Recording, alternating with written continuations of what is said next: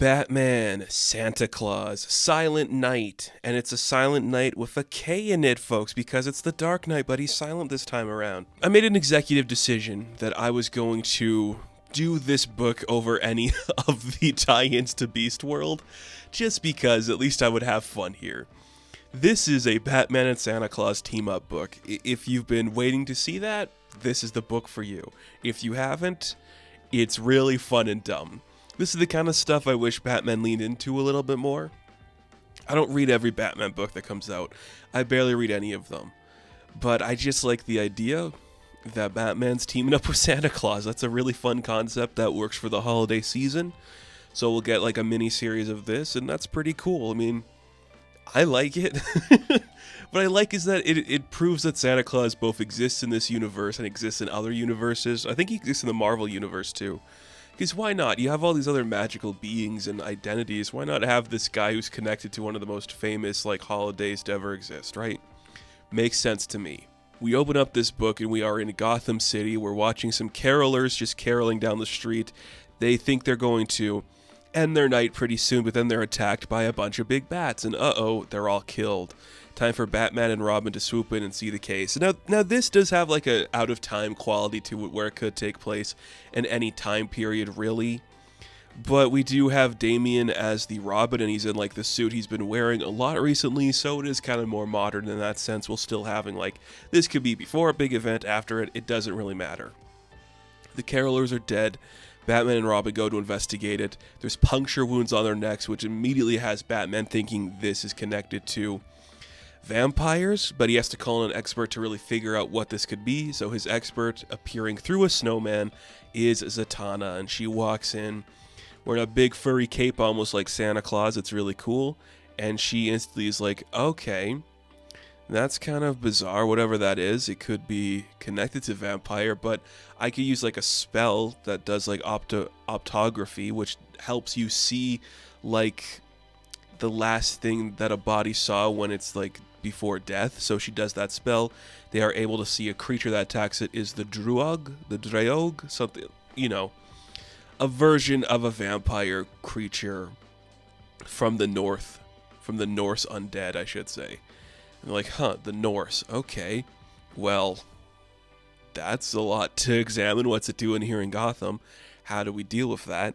And how does Zatanna know what it is? Well, she deals with magic, whatever, you get what that is. She understands that, but one of them is still alive, and you see that Batman attacks it, but another one tries to carry off Damian, and luckily they're able to take it down, and that is when the Druag that was attacking them is speared in the chest with a stake, and we see on top of a building riding Prancer is Santa Claus with a crossbow. Yeah, we're just doing it, and immediately Bruce knows who it is. I'm like, yeah, of course he does. Been a long time, Chris. Already. You just have two people very confused as to how Santa Claus is real and how Batman knows who it is. But during his time abroad when he was training, Bruce stumbled across Chris, and they know each other. Of course they do. I also like that every single interaction that Santa has with a new person, he gives them their address. He's like, hey, Zatanna Zatara, this is where you're from. And Damian's like, I don't believe in you. He's like, yeah, probably. It's like, yeah, I've been tracking these things before. I know them. Bruce, what do you think's going on? Well, we got a new sighting downtown. Batgirl and Nightwing are already there. So Dick and Babs get into a fight with a couple of these creatures trying to defend them from the cops. It ain't looking too good. But luckily we have Santa Claus showing up to help out. He's like, oh, hey, Dick Grayson. Here, this is where you're from. He's like, I don't know how to process this. It's great. We have Zatanna open a huge portal to show another side of the world, so there's bright lights shining down. It scares them away enough to buy them a couple minutes to figure out what the plan can be. And of course, Batman did put a tracker on one of them. Come on, Batman and Santa Claus fighting vampires. That's a really cool idea. I'm sorry. It's great. The rest of the Bat family is just how is this real and what's going on? Dick's he joked about traveling with Santa before, but I didn't think it was real. I thought he was just trying to make Santa sound cool. And Zatanna's the one who goes, well, I've studied a lot of people. Maybe I have a book in my library that could help us out. So she opens up a book. She's like, well, there's a bunch of different interpretations of this guy. The one that seems the most likely is that, he's a Scandinavian woodworker, and he like rode alongside like a magic reindeer, and he like helped defend the world against evil monsters, and one of those monsters was Krampus, but he could not defeat Krampus. He has had to bury him away.